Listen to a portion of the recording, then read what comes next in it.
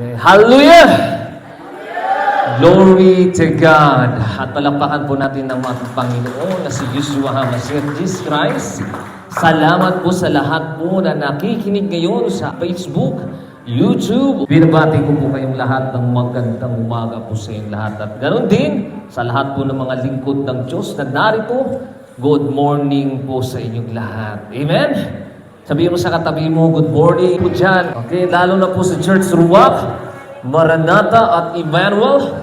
Good morning po sa inyong lahat. Blessed, good morning sa lahat po na nakikinig ngayon sa ating sermon. Nabati ko po ang ating Panginoon na magandang umaga. And the theme for today's sermon is, huwag kang makipaglaro ng taguan sa Diyos. Hallelujah! Huwag kang makipaglaro ng taguan sa Diyos. Hallelujah! Alam niyo ba, nung panahon ng 1908, isa sa mga naimbento noon ay isang telescope. Inimbento ito sa isang Dutch o taga-Netherlands at ito yung pinakaunang telescope noon, kapatid. At nung nanahon at tuklasan nila ang telescope, nakita nila na napakarami pala ang bituin sa kalangitan. Binilang nila ito at umabot sila ng mga 500,000, 100,000. At dahil nga nadadagdagan naman ang kaalaman ng tao, na-develop naman ang mga materials at nagkaroon na naman ng bagong telescope in 1856. At dumating na naman ang panahon na natuklasan na naman nila sa ibang lugar na, hindi pala 500,000 lang ka mga bituin. Malamang marami pang mga bituin sa unang hanggang dumating pa ang panahon na nagkaroon naman ng bagong mga henerasyon at naimbento naman ng bagong mga telescope. Noong 1990, gumawa sila ng malaking telescope at natuklasan ng scientist na, napakalawak palang universo. Hindi pala mabilang ang mga bituin sa kalangitan sa sobrang lawak. At dumating na naman ang panahon ng 1990, gumawa na naman sila ng malaking telescope na makita na naman ang mga Jupiter, Mars, Pluto, sa ibang mga galaxy. At ngayon lang, 2022, gumawa sila ng James Webb Space Telescope doon sa taas ng kalangitan. At ito yung telescope na makakapagsabi sa lahat ng napakarami ang mga bituin sa kalangitan at napakalawak ang kalangitan. Infinite, hindi ito maubos-ubos sa sobrang kalaki ng kalangitan. Hallelujah! Diniklara ng mga siyentipiko na ang lahat ay hindi pala maibilang. At ito yung nakuha nila, first image ng pinakamagandang telescope. At hindi nila maabot ang napakalayong lugar ng mga bituin, mga kapatid. Hallelujah! Kung sa sobrang dami ng bituin niyan, na hindi mabilang-bilang. Sabihin na lang natin, billions, millions, zillions, quadrillions, zillions of the stars, lahat ay pinangalanan ng Diyos. Hallelujah! Mga awit 147, verse 4. Alam niya't natitiyak ang bilang ng mga bituin.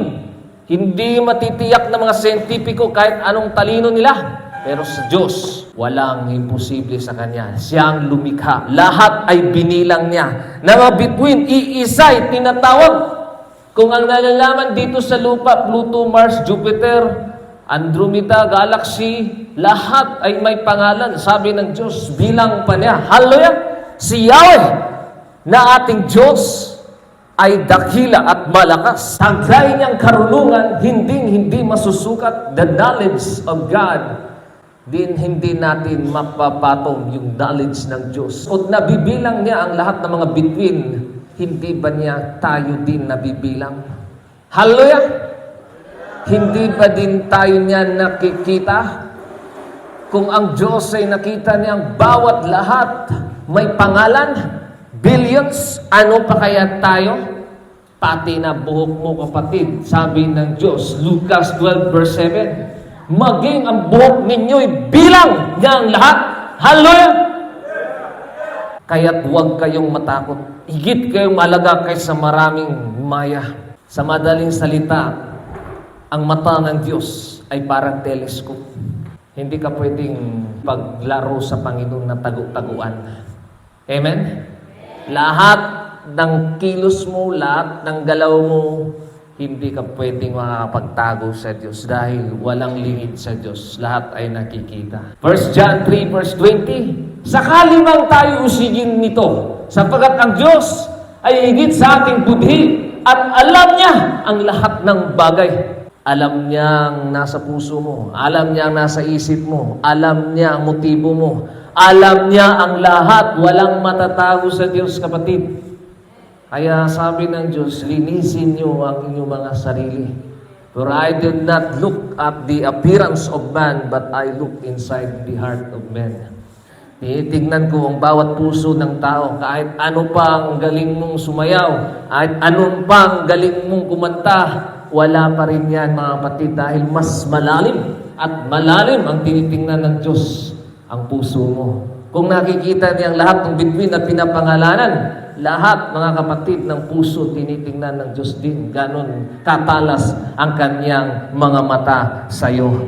Kaya mas mabuti pa, huwag kang makipaglaro ng taguan sa Diyos. Amen? Taguan. Siguro nung kayo mga bata, mahilig kayong magtaguan. Ano ba ang ginagawa sa isang larong taguan? May isa tatalikod and then, hahanapin siya pag tapos na niya yung bilang hanggang 10, di ba? Saan na kaya yun? Ayan ka, nagtatago ka. Mga kapatid, ganun minsan tayo nagtatago. Alam mo ba kung magtatago ka sa Diyos, ganito ang itsura mo? This is a kid trying to hide during a game of hide and seek. Reminds you of foolish men who thinks they can hide from God. Akala mo makakapagtago ka sa Diyos. Can hide himself in secret place that I shall not see him, said the Lord. Do not I feel heaven and earth? Hindi ba niya nakikita ang kalangitan? Hindi ba niya nakikita ang lahat ng mga bituin, lahat ng buhangin? Ano pa kaya kayo, kapatid? Hallelujah! Hindi kayo makakapagtago-taguan sa Diyos. Ano man ang tinatago mong kasalanan, walang lihim sa Diyos, kapatid. Hindi ka makakapagtago sa Kanya. Mahilig ka bang makapagtago ngayon? Tatakpan mo sa anak mo, tatakpan mo sa asawa mo na bait-bait, tapos ikaw naman ay magulo. Tinatakpan mo ang anak mo na napakabait siya at ikaw naman ay umiinom ng alak, sobrang lasing, droga. Ikaw lang yung nakakapagtago. Ginagawa mo silang shield, yung mga anak mo. Pero pagdating ng panahon, kapatid, nakakapagtago ka dito sa lupa, doon sa langit, lahat mabubunyag. Sabi mo sa katabi mo, lahat ng sikreto mo. Lahat ng tinatago mo, na ikaw lang nakakaalam, kapatid. Mahilig kang magtago? Sabi ng Diyos, tingnan natin dito. At alam mo ba, witness ang Diyos. Kung may judge dito sa lupa, at may mga witness dun sa langit, ang witness dun, mga anak mo, mga kapitbahay mo, mga anghel, lahat ng mga neighbors mo dun, witness yun. Kasi nga, He is a righteous God. Sabi ng Diyos, walang matatago sa aking. Kaya nga, kung may kasalanan kayo, huwag din yung paglaruan. Amen? Kung may tinatago ninyo, huwag yung paglaruan. Kung may apoy, huwag mong paglaruan ng apoy. Siguradong masusunog ka. Amen? Kung may kutsilyo, huwag mong paglaruan. Siguradong masusugat ka. Kung may kasalanan, kung hawakan mo to, kakasala ka. Lalo na pag may dumi, hawakan mo ang dumi, madudumihan ka. Kaya nga, ang sabi ng Diyos, be holy. Ibig sabihin ng be holy, separate from the world. Kasi nga ang sanlibutan ay napakarumi na. In the last days, ang sasabi ng Diyos, ito ay maging masama. At sabi ng Diyos, halika na, umalis ka na dyan. Sodom and Gomorrah yan, huwag ka nang tumalikod pa. Diretso na, sino man nag-aararo at tumatalikod ko, hindi ko siya kinikilalang alagad kung sino mang talikod na naman. Kasi kung tatalikod ka, kagaya ng dumi, isang dumi ng aso. Hawakan mo ang dumi ng aso, ang mangyari sa'yo, dudumihan ka. At sabi ng Diyos, huwag ka nang hahawak sa kasalanan mo kasi ang dumi ay kasalanan. Dung, detestable, masama, mabaho sa Diyos. Kaya nga kapag mahawa ka ng kasalanan, nagdudumihan ka. Nasustain ang righteousness mo, kapatid. Kaya habang nagsisinungaling ka, nililihim ka, meron kang tinatago sa puso mo, ay galit ka po, sabi mo, hindi ka makikita sa puso mo, ang Diyos nakikita sa'yo. Hallelujah. Kung may kasalanan, kapatid, layuan mo ito, huwag mong paglaruan. Siguradong kakagat ka na. Kasalanan ay parang ahas, kakagatin ka, mamamatay ka. Ecclesiastes chapter 21 verse 2. Layuan mo ang kasalanan na parang ahas. Huwag mong paglaruan ang ahas. Alam mo na ito ay makamandag eh. Alam mo na ang kasalanan, makakarumi sa'yo. Lapit-lapit ka pa rin. Gagawa pa ka rin ng kasalanan. Kapag lumapit ka, tutuklawin ka niyan. Ang kanyang mga ngipin ay simpagsik ng ngipin ng leon na makamatay. Meron ka na nakitang dumi. Punta-punta ka pa dun, dumi na yun. At sabi ng Diyos, be holy, separate from the world. Dahil ang sanlibutan ay napakarumi na, halika na anak. Kaya minsan, di tayo naintindihan ng mga tao. Bakit ba kayo nagbanal-banalan dyan? Ang ibig sabihin ng banal-banalan, ayaw na namin magsugal! Hallelujah! Ayaw na namin maglasing. Ayaw na namin nigarilyo, droga. Kaya minsan di ka naintindihan ng tao at banal na banal. Ayaw na namin marumihan. Hallelujah! Ayaw na namin dalampot sa aming mga dumi noon. Tinapon na namin yun, ba't dadamputin pa namin ang dumi namin? Amen? Kaya sabi ng Diyos, naging banal ka. Separate ba? Mayo ka sa kanila. Eh, doon ka pa mga kapatid, tagay-tagay ka. Bula-bula ang baba mo, kapatid. Nakita ka, bula-bulang baba mo. Kaya nga, walang matatago sa iyo, kapatid. Amen? Wala. Kasi nga, kahit tatago ka pa, kikita ka pa rin ng Diyos. Kuminsan kasi ang Diyos, nanahimik lang. Binibigyan ka ng paraan ba? Kasi nga ang Diyos, alam na niya ang lahat, pati puso mo. Sinusubok ka lang kung ikaw ba ay tapat sa Kanya. Nakita niya. Jeremiah 16 verse 17. Nakikita ko ang lahat ng ginagawa nila. Hallelujah! Lahat ng ginagawa mo, kapatid. Panggugulang mo, ano man ang ginagawa mo, dyan man sa trabaho, pagsisinungaling, pangungupit, mabuti, masama man, motibo mo man, puso mo ba, walis-walis ka ba, o meron kang intention, magpapasikat ka, magpapa-impress ka. Marami, mga kapatid, sa puso natin na tayo lang ang nakakaalam. Pero ang Diyos, sinisiyasat niya ang lahat.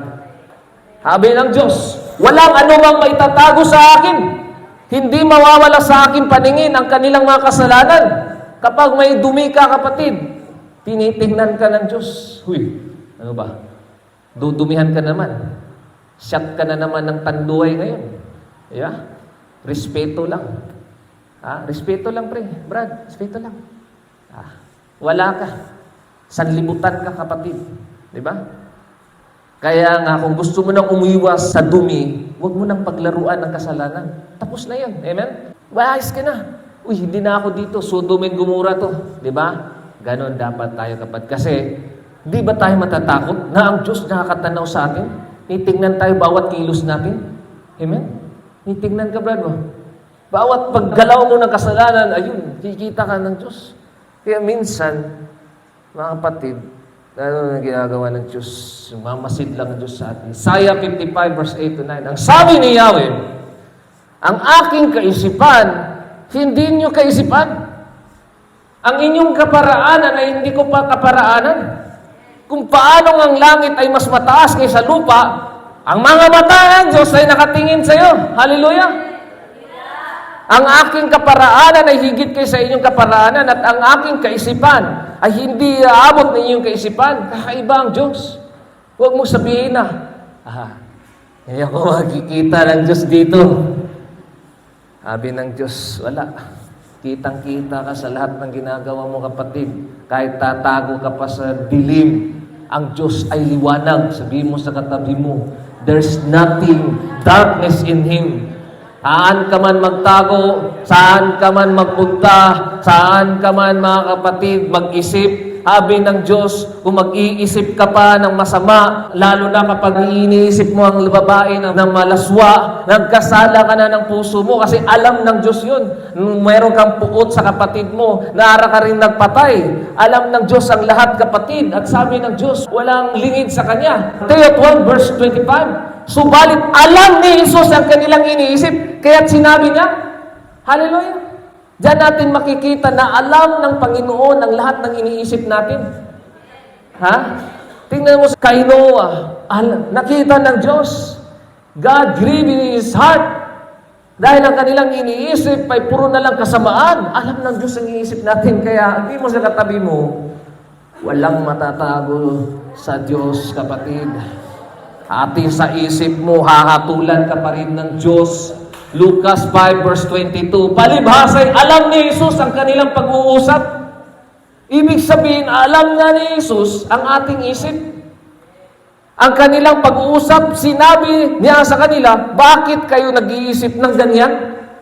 Ibig sabihin, kapatid, kahit sa pag-iisip natin, ingatan natin ito. Kaya minsan, re-rebuke natin Jesus Christ na yun. Amen. Mayas ka masamang espiritu sa isip ko. Bibigyan ka ng fiery dart, kaya nga wala kang helmet of salvation. Ano ba yun? Nangyari sa atin?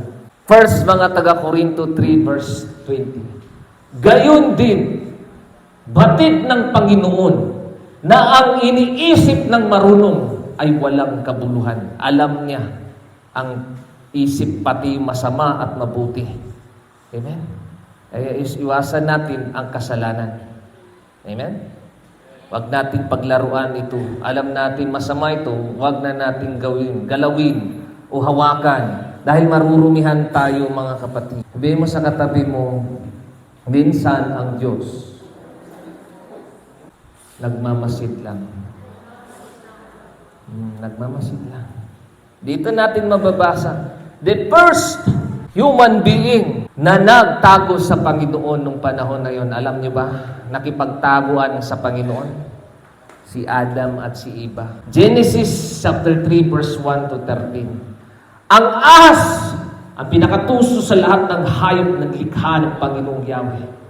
Isang araw daw, tinanong nito ang babae, totoo bang sinabi ng Diyos na huwag kayong kakain ng anumang bungang kahoy sa halaman? Narinig na ng Diyos yun.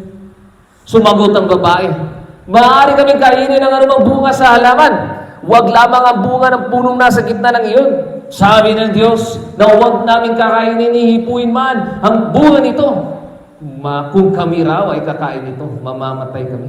Alam na ng Diyos yung kanilang ngunit sinabi ng ahas, hindi totoo yan. Hindi kayo mamamatay. Sinabi lang yan ng Diyos sapagkat alam niyang kung kakain kayo ng bunga niyo na makakaunawa kayo, kayo magiging parang Diyos at malaman ninyo ang mabuti at masama. Ang punong kahoy ay napakaganda sa paningin ng babae, the lust of the eyes. Sa palagay niya ay masarap ang bunga nito, the lust of the flesh. Naisip niya, nakahanga-hangang maging marunong, the pride of life. Naisip pa lang niya, nagkasala na siya. Hallelujah!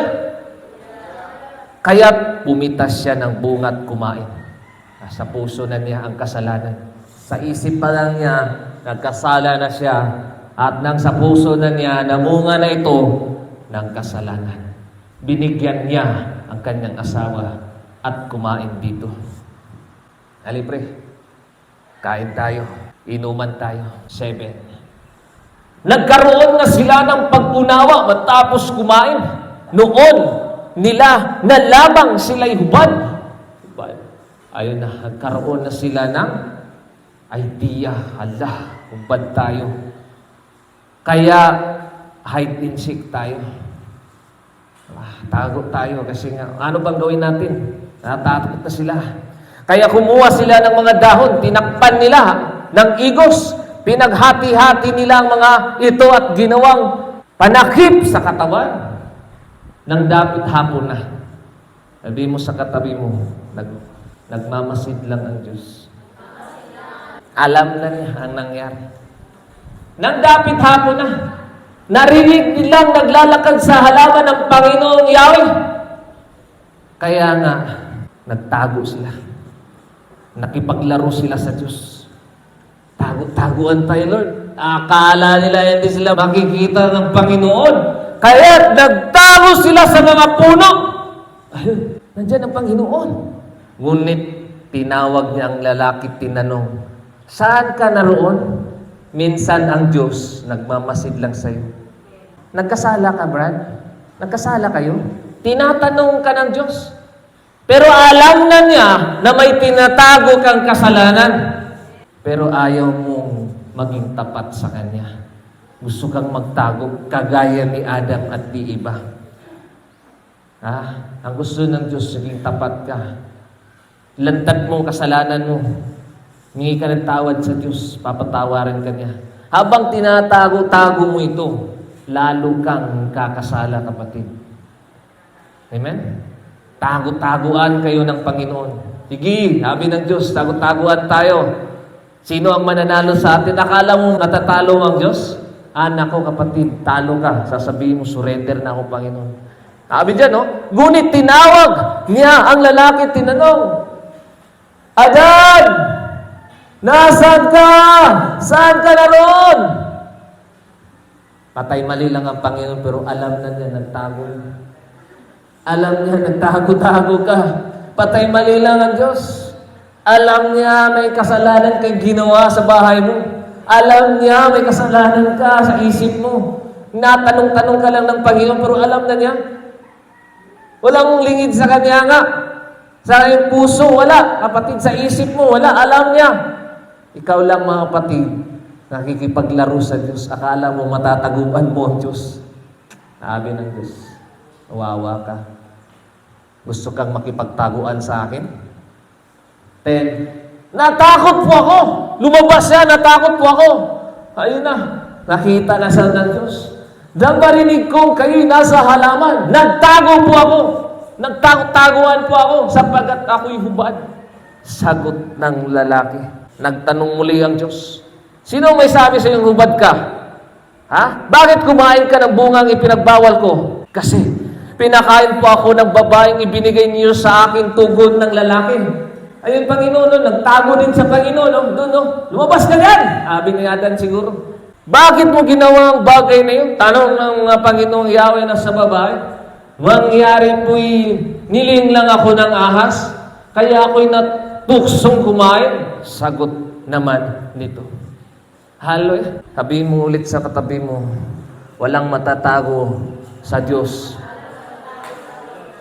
Lahat ng kasinungalingan mo, mahilig kang magsinungaling, doon sa langit, kapatid, lahat ng sinungaling, itatapon sa dagat-dagatang apoy.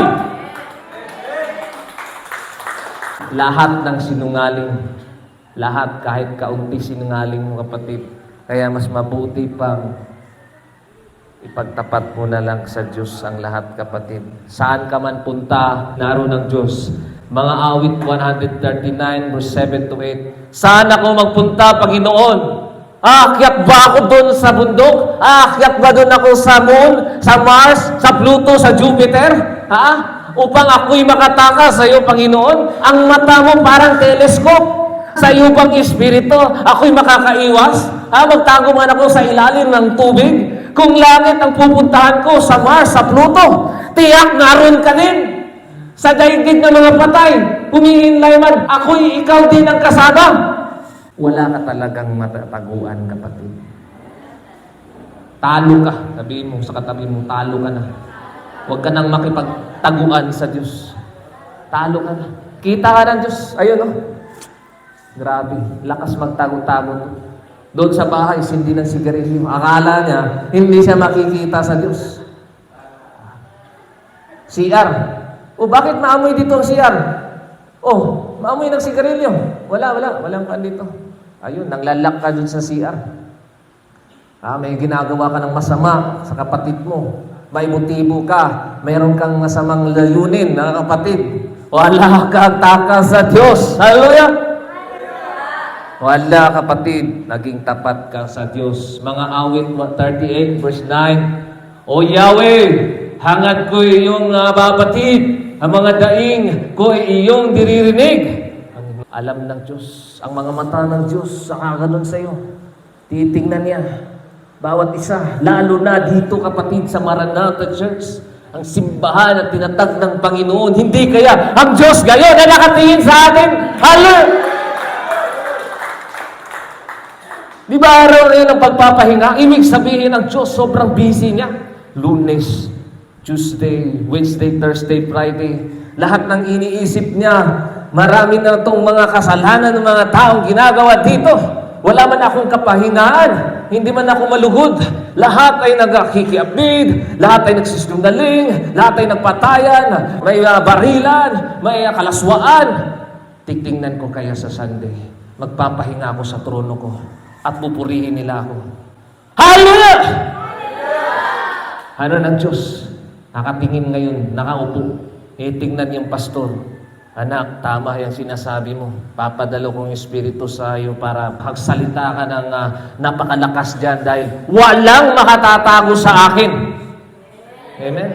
Sabi ng Diyos sa inyo. Nakaupo lang ang Diyos, nagmamasid. Araw ng pagpapahinga.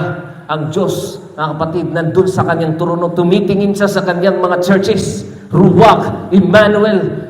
Pinagmamalaki niya ito. Ito ang mga taong karapat-dapat sa akin. Ako'y pinupuri ang buong puso nila. Minsan ang Diyos, ano lang, hindi mo na siya masyadong mahigpit sa inyo, pero kung makakatakas man kayo mga kapatid, doon na lang sa langit siguro kayo mananagot sa Diyos. Wala talagang magtago sa Diyos. Mga Kawikaan 5:21-23, ang paningin ni Yahweh sa tao'y di inaalis. Hallelujah! Sinungaling ba ang Diyos? Naalis ba niya ang paningin niya sa iyo, Brad? Kaya nga narito ka, napunta ka dito kasi nga nagpakumbaba ka. Hinabi mo sa Diyos, Lord, Panginoon, tulungan niyo ako. Lahat ng tao, mga kapatid, na magpakumbaba, ililid siya sa tamang simbahan. Kaya narito ka, Brad, di ba? Kaya lang paningin ng Diyos sa iyo. Doon, nakatingin pa rin sa iyo. Tinitingnan niya ang taong nagpakumbaba sa Kanya, taong nagsisi sa Kanya. Laging nakasubaybay. Bawat hindi nilagay niyang segundo, minuto, bawat oras. Hallelujah!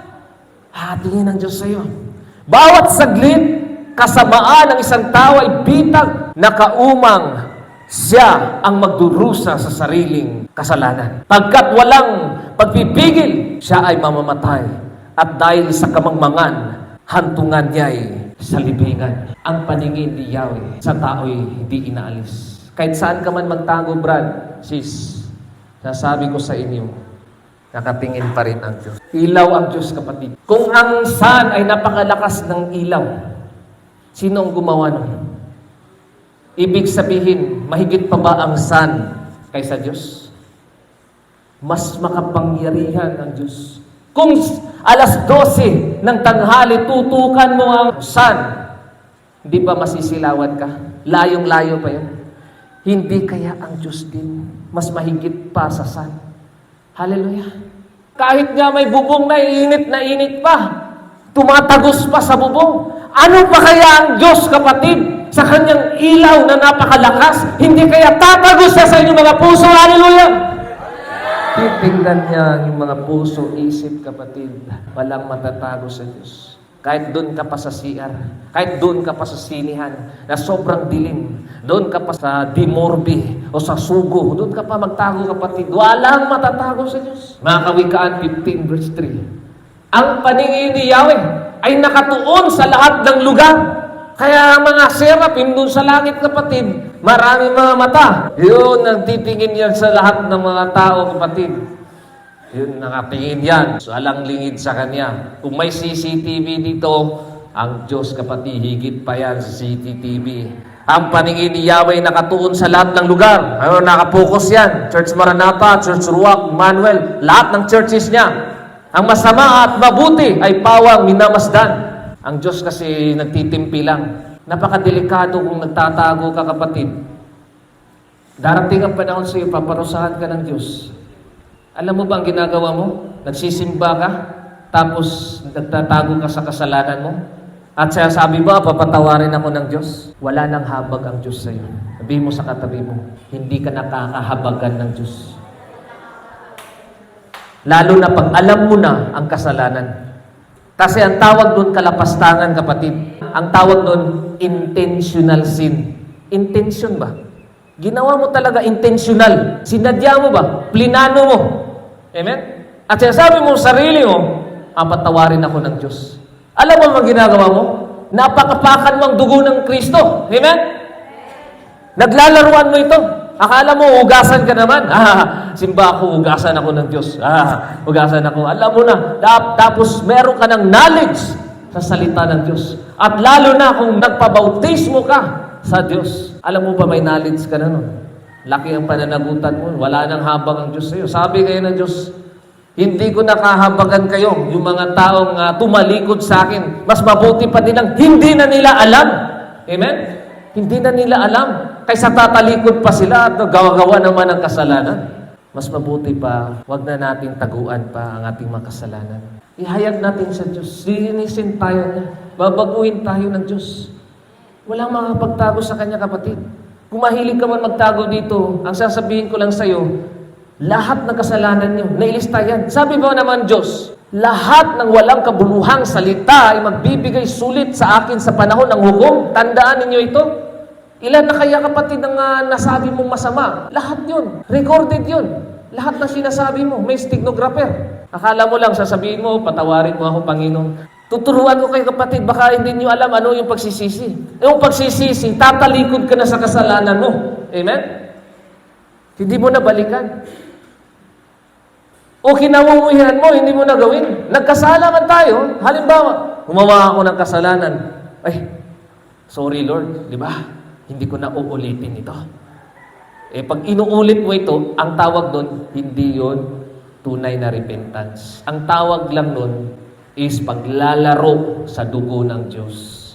Kung tunay kang nagsisi na talaga, sabi mo sa katabi mo, huwag mo nang ulitin yun. Huwag mo nang ulitin. Bago ka na talaga.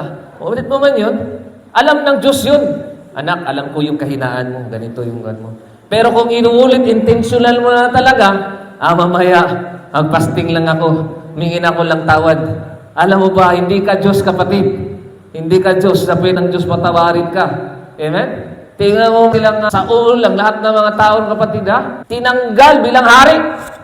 Dahil sa kasalanan. Gano'n ang Diyos, kapatid. Walang pinipili ang Diyos. Kaya tayo, bilang mga anak ng Diyos, huwag tayong magkumpiyansa. Amen?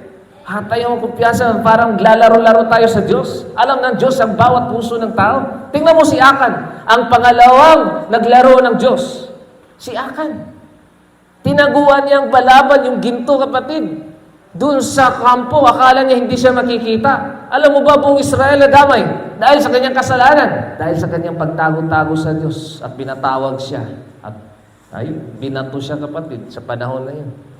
At ang tinawag doon, bundok ng kaguluhan.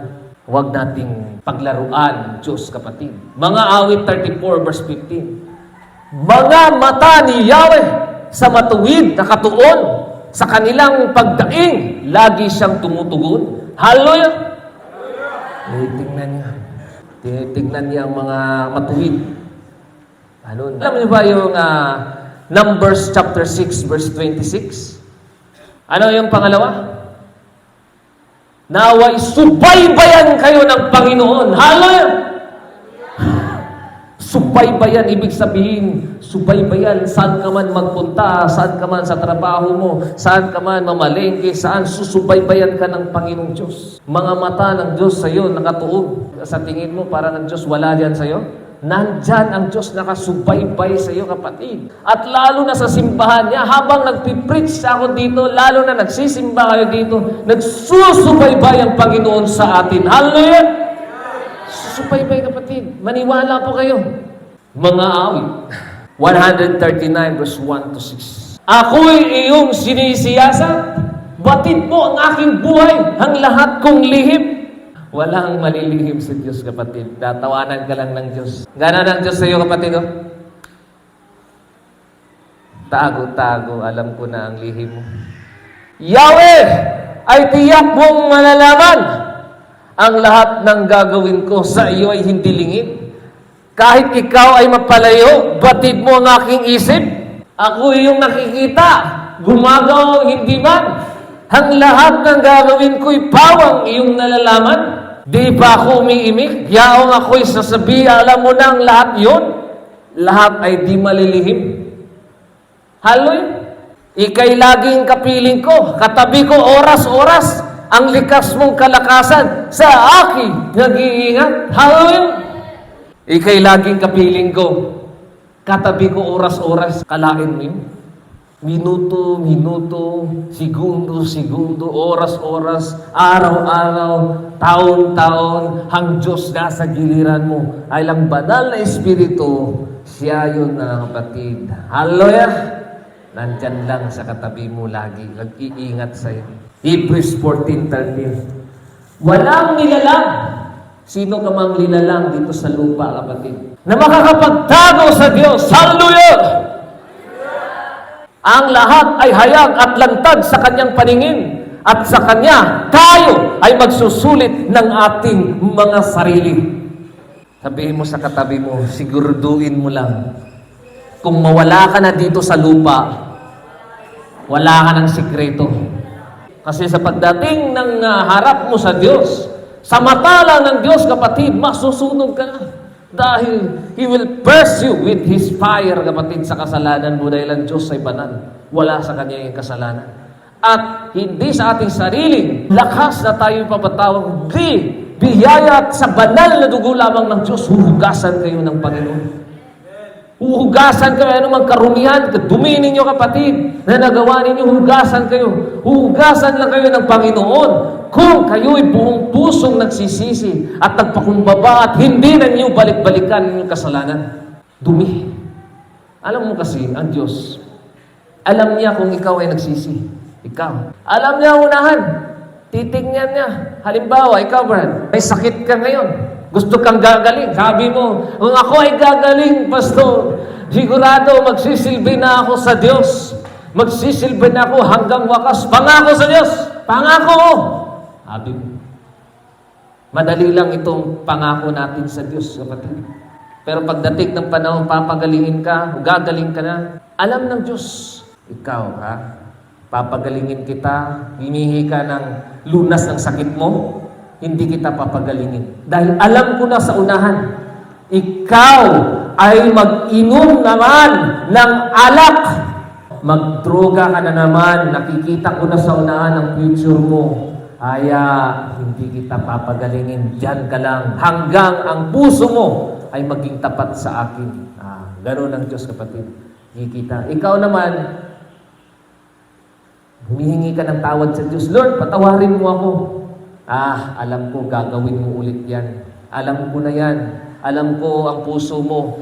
Nakikita ng Diyos ang repentance mo. Yung repentance kaya sabi mo, tatalikuran mo na. Lumalapit ka pa. Kaya wala mangyari sa iyo, kapatid, na pagpapatawad sa Diyos sa iyo. Amen? Ang totoong pag-repent, kapatid, hindi mo talaga gagawin ito. Yun yung papatawarin ka ng Diyos. Tatalikuran mo na magsikap ka ba? Amen? Magsikap ka. Maniwala ka. May kasamang gawa ba? Hoy, iwasan ko na ganito. May effort ba? Amen? First, mga taga-Corinto 4, verse 5. Kaya't huwag kayong humatol ng wala pa sa panahon. Maghintay kayo sa pagdating ng Panginoon. Siya ang maglalantad. Katakot naman yan, kapatid. Siya ang maglalantad ng mga bagay na ngayon natatago sa kadiliman at mahahayag ng mga lihim sa hangarin ng bawat isa. Sa panahong iyon, bawat isa ay bibigyan ng Diyos ng angkop sa parangal. Lahat. Masama o mabuti. Kaya napakaganda, mga kapatid, di ba? Pag wala tayong tinataguan, yung puso natin, walang konsensya ba?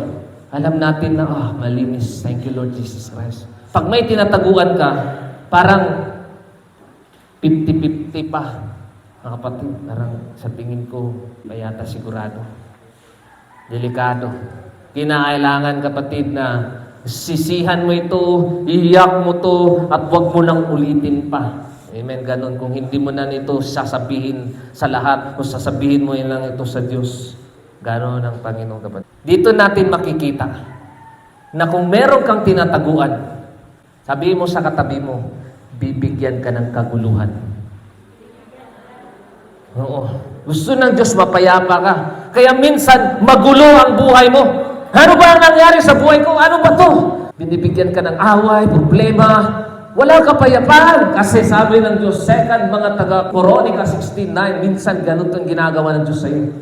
Nagmamasid si Yahweh sa buong daigdig upang tumulong sa lahat ng tapat sa Kanya. Ang Kanyang mga mata ay nagmamasid sa lahat. Hallelujah! Dahil sa kahangalan mong ito, dahil nagtatago ka sa akin, akala mo hindi kita makikita. Akala mo hindi kita makikita? Mula ngayon, lagi kang magkaroon ng digmaan. Hallelujah! Ganon minsan ang Diyos sa buhay mo. Hindi mo isasabi sa Diyos ang lahat ng kala mo makakatagtago ka sa Diyos. Sige, ibigyan kita ng pagsubok, digmaan, kaguluhan, tingnan natin. Ayun. Gusto ka ng kapayapaan, kapatid? Huwag kang magtago ng kasalanan sa Diyos.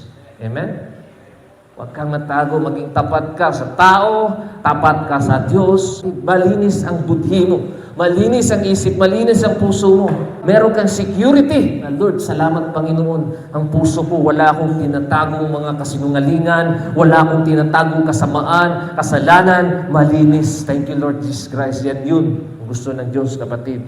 Kung meron kang ganyan, sabi ng Diyos, sa English, 2 Chronicles chapter 16, verse 9, For the eyes of the Lord run to and fro throughout the whole earth. Ikot-ikot. Kung ang mundo ay nag-iikot, ganong kabilis ang mata ng Diyos. Punta doon sa Isabela, punta dito sa Maruap, Mananapa, Emmanuel, ibang lahat ng mga tao. To give strong support to those heart is blameless toward Him. You have done foolishly in this. For from now on, you will have wars. Problema, kabigatian, sakit. Yan ang parusa ng Diyos sa lahat ng nagtatago-tago sa Kanya. Amen? Huwag kayong magtago sa Diyos. Maging tapat kayo. Be faithful to one another. Ayaw mo pagsisiyan yan? Sigurado talaga, kapatid. Hintayin mo ang mga kaguluhan. Tingnan mo si Akan. Doon lang, picture lang yun. Di ba? Picture lang yun sa kasalanan ng Israel. Tinaguan niya, nagkagulo ang buong Israel o nagkagulo ang buhay niya. Kaya nga, huwag kayong magtago. Mga Kawikaan 28, verse 13, ang nagkukubli ng kanyang sala ay hindi mapapabuti. Hindi ka mapapagaling, Brad. Which, gusto mong papagalingin ka ng Diyos? Kinukubli mo, tinataguan mo kasalanan mo. Akala mo hindi ka makikita ng Diyos. Ang nagkukubli, ang nagtatago ng kanyang kasalanan o sala ay hindi mapapabuti. Hindi ito papabuti. Hindi ka papagalingin ng Diyos. Ngunit, kahabagan ka pa, kapatid, sabi ng Diyos. Kakahabagan ka ng Diyos ang nagbabalik loob at nagsisi. Kaya sabi ko nga sa iyo, kung magsisi ka, huwag ka nang babalik pa sa sanlibutan. Kung tunay ka nagsisisi, ilantad mo lahat. Hallelujah! Hatawarin mo ako, Lord. Iiyak na ako sa iyo. Panginoon, Jesus Christ, hindi ka na nahihiya. Bahala na ito, Panginoon. Ako'y nagsisisi. Kaya sabi niya, if you confess your sin, He is faithful and just na He will forgive your sins. Confess. Mean to say, sinasabi mo ito. Lord Jesus Christ, lumabas sa bibig mo. That is the power sa salita. Amen? The power of tongue, kapatid. The life in death is under the power of tongue. Sasabihin ito, confess that Jesus Christ is Lord, you will be saved. Ganon ang sinasabi ng Diyos. Kaya kinakailangan mong i-confess, testimony. Jesus Christ, name Lord. Kaya nga minsan, pag i-deliver ka, kinakailangan mong i-renounce. I-renounce. Anong ginawa mo? I-renounce ko, nagsamba ka ng Diyos-Diyosan. Nagsimba ka pa, i-deliver ka sa mga kasalanan mo. Ibig sabihin, nag-confess ka, renounce mo lahat ng sinungalingan mo. Kasi, yan ay mga lalabas na sila mga demons. Ayaw mo na, lalabas mo na to. Ayaw namang iba, yan yung nasa saniban. Yan ayaw nila. Kaya sabi ng Diyos, 1 John 1, verse 8 to 10. Kung sinasabi natin tayo walang kasalanan, nagtatago tayo, wala akong kasalanan. O, di ba? Pero meron naman. Yung puso mo, mga kapatid, parang, meron akong kasalanan, naninigarilyo pa ako. Hala, manunood pa ako ng malalaswa. Hala, nagmumura pa ako. Hala, nagsusugal pa ako. Hala, meron pa akong kasalanan. Dinadaya natin ang ating sarili at wala sa atin ang katotohanan. Nagtatago ka. Subalit, sabi ng Diyos, subalit kung ipapahayag natin ang ating mga kasalanan, di tayo magtago sa ating mga kasalanan. Papatawarin tayo ng Diyos. Hallelujah! Ganun. Aaminin natin. Hindi kagaya ni Adan at ni Eva na, siya kasi. Ang gusto ng Diyos, ako, Lord, na kasalanan. Tingnan mo si Adan, siya kasi, Lord. Instead, kung aaminin na lang niya sana, Panginoon, natukso ako dahil... nung tinanong naman ng babae, tinuro na naman ang ahas kasi. Gusto ng Diyos, ikaw ba? Huwag ka na magtago ba? Aminin mo ang kasalanan mo ba? Amen? Subalit kung ipapahayag natin ang ating mga kasalanan, papatawarin tayo ng Diyos sa mga ito. At lilinisin tayo sa lahat ng ating kasalanan sapagkat siya'y tapat at matuwid. Kung sinasabi natin hindi daw tayo nagkasala, makasalanan pa naman tayo, kapatid. Ginawa nating sinungaling ang Diyos at wala sa atin ang kanyang salita. Ang kasalanan, kung magtatago ka ng kasalanan, hadlang ito sa Diyos. Hallelujah! Hindi tayo maririnig ng Diyos kahit anuman ang dalangin natin sa Kanya. Dahil marumi ka, anak. Naririnig kita pero hindi kita tutugunin sa mga panalangin mo. Dahil ang kasalanan mo ay parang dumi sa aking naaamoy ko. Baho mo, anak. Anak, malinis ka, magsisi ka, magbago ka. Nariyan na lang Diyos sa'yo. Anak, sige na, paliguan kita ng dugo mo. Sabihin mo lang sa akin. Aminin mo lang ang kasalanan. Huwag mong taguan. Isaiah chapter 1:13 verse 17. Huwag na kayong magdala ng mga handog ng walang halaga. Nasusuklam ako sa usok ng insenso. Mabaho. Kaya nga, habang nagsasayaw tayo, pero may tinataguan tayo sa puso natin, inaamoy ng Diyos yan. Mabangong amoy. Di ba kapag naaamoy kayo ng mga pabango? Ito yung feeling, di ba? Aroma. Ang Diyos din, ganun ang inaamoy niya tayo. Dito sa Maranatha Church, Ruach Church, sarap. Nakakatuwa. Maganda. Kapag nag-alay ka at may kasalanan ka, ang inaangamoy ng Diyos sa iyo, kapatid, parang usok. Susuklam ang Diyos. Pangit ng baon to. Na itinatago itong tao to. Mabaho sa kanyang puso. Basura. Nababagot na ako sa inyong mga pagtitipon. Sabi ng Diyos, tipon-tipon kayo, baho-baho nyo.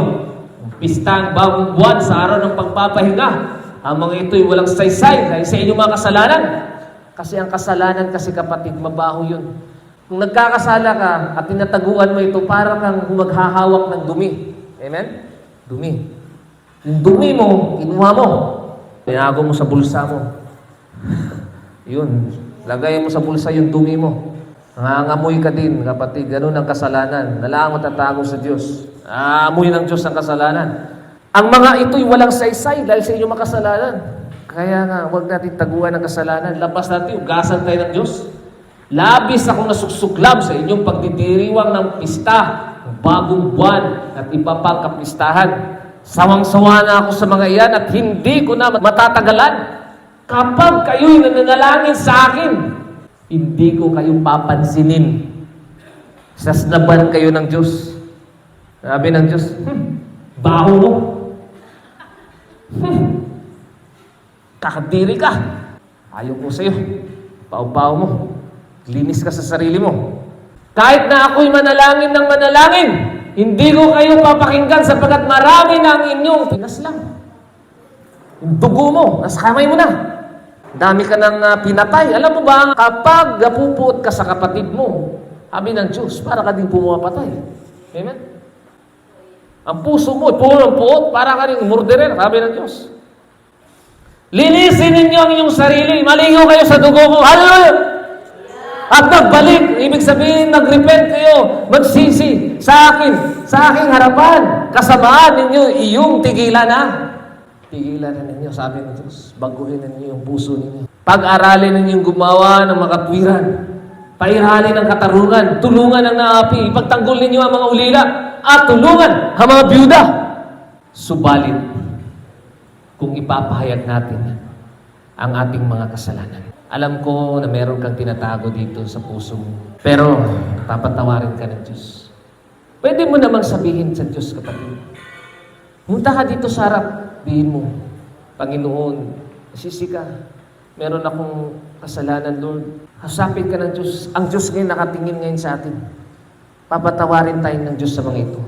At lilinisin tayo sa ating karumihan. At lahat ng ating kasalanan na tinatago sapagkat siya ay tapat at matuwid. Kung sinasabi natin hindi tayo nagkasala, ginawa natin sinungaling ng Diyos at wala sa atin ang kanyang salita. Huwag kang makipaglaro ng taguan sa Diyos. Nakikita ka ng Diyos, kapatid. Lahat ng lihim, mas mabuti pang ihayag mo ito sa Diyos kaysa ang malaman mo na meron ka palang lihim. Sabi mo sa lahat. Huwag kang mahiya. Buhos mo sa Diyos. Huwag kang makipaglaro sa Diyos. Talo ka lagi, kapatid, sa Panginoon. Amen? Hindi ko man nakikita ito, pero sa Diyos nakikita ang lahat.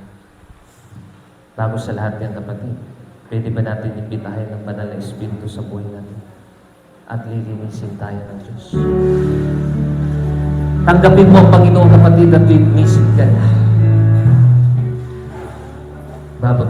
Iiyak mo sa Panginoon. Ano man ang kasalanan mong karumihan na gawa. O sabihin mo, Panginoon, alam ko, Diyos Lord, ang mga mata mo ay hindi po, Panginoon, nalalayo sa akin. Naghihintay lang po kayo, Panginoon, na ako'y lalapit sa iyo. Narito ako, Panginoon, sa iyo lumuluhod. Alam ko, makasalanan ako, Panginoon, kaya Lord, umiiyak ako sa iyo, Panginoon, ngayon. Tumutulong luha ko. Lord, ano ba ang gawin ko? Patawarin mo ako, Panginoon. At sabihin mo, Jesus Christ, tinatanggap kita ngayon, Panginoon, sa puso mo. Linisin mo sa ang karumihan, Yeshua HaMashiach, Jesus Christ. Naniniwala po ako na matay ka sa krus, linipig, at sa pangatlong araw na buhay muli. Patawarin niyo po ako, Panginoon, sa aking kasinungalingan, sa aking kalamastangan, sa aking puot, galit, inggit, bukunwari, pagnanakaw, ano man ang kasalanan natin, mga pangakong hindi natupad, mga promises na walang nagagawa sa Diyos, broken promises, kasalanan sa puso, gossip, slander, backbiting, evil speaking, kasalanan na sa ating isip, papatawarin ka ng Diyos. Naghihintay lang ang Diyos sa iyo. Siya sabi niya na, narito ako, kumakatok sa inyong mga puso. Alam ko ang puso. Buksan mo ito at papasok ako. Lahat ng kasalanan mo alilinisin ko. Tatanggalin ko anumang dumi sa puso. Babaguhin ko ang buhay mo. Dahil ako ang Diyos na nakatingin sa puso ng tao.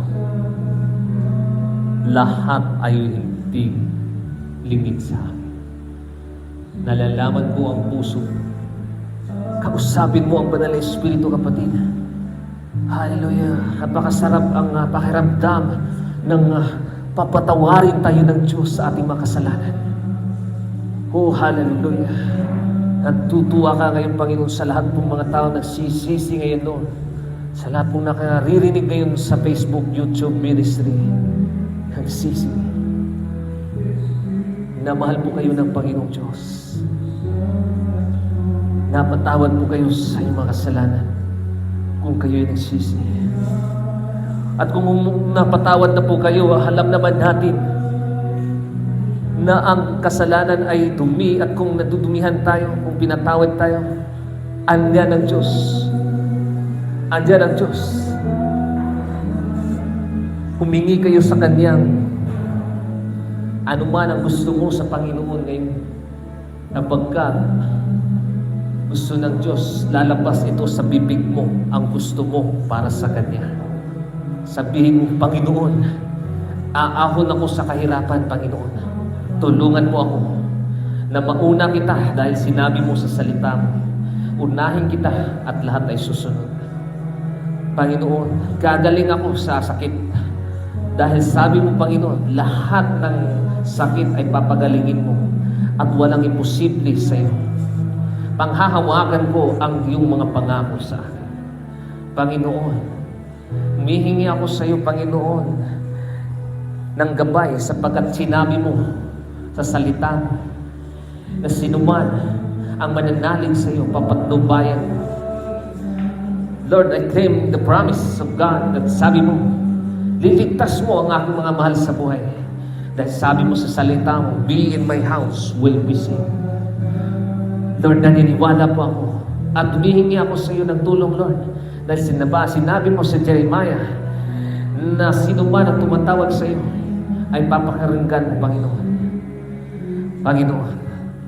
At sinabi mo sa salita mo, Lord, sino man ang tumutupad ka ng iyong mga salita, he will become a head, hindi siya magiging tail, Panginoon. Gawin mo siyang ulo. Kaya, Panginoon, naniniwala ako na pagpalain mo ako. Humihingi ako sa iyo ng tulong, Panginoon, ngayon. Sa churches mo, sa Church Maranatha, sa Church Ruach mo, Emmanuel, at sinabi mo, dalhin ang ika-10 bahagi at bubuksan mo ang kalangitan. At dahil sinabi mo yun, Lord, niniwala ko na bubuksan mo ang kalangitan para sa simbahan mo, sa Ruach Church, sa Emmanuel Church, sa Maranatha Church, na may kasaganahan ng pagkain sa lugar na ito at pagpapala na matatanggap namin dito. Salamat, Lord. At naniniwala kami na walang imposible kaya, Lord. Tunay, walang imposible sa'yo na sinabi mo na magkaroon ng tubig. Dahil sinabi mo, pwede mong ligyan ang disyerto ng tubig. Kaya, Lord, narito na ang tubig ngayon. At susunod na po ang mga ibang mga bahagi, mga blessing pa, Panginoon, na darating sa amin. Salamat, salamat po. Bigkasin mo kami ng pagmamahal, pag-ibig, pagkakaisa sa bawat isa po, Panginoon, na darito, pagpalain mo sila, O Diyos. Lahat po nakikinig ngayon, Lord, sa message na ito. Hallelujah! Kayo po ang tumaloy sa kanilang mga puso ngayon. Tumuloy po kayo at kayo po manahan. Tanggalin niyo bawat isa sa amin ng mga tinatagong mga kasalanan dahil walang higit sa iyo sa harap mo, Panginoon. Patawarin mo ang bawat isa, mga bata man, mga may edad man, sa lahat po ng simba ngayon, Panginoon, linisin niyo kami at gamitin niyo po ang bawat isa sa amin. Anumang ministeryo ang ipagkaloob mo sa amin.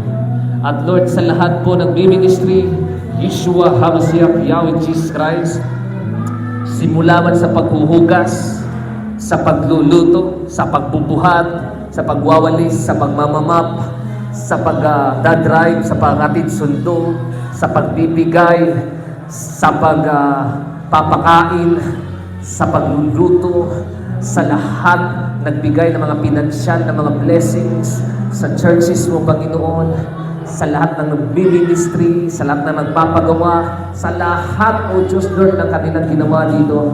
Kayo na po ang nagbigay, sukli sa kanila, siksik, liglig, at umaapaw ng mga blessings na ibabalik mo sa kanila. Kalakasan man, spiritual man, physical.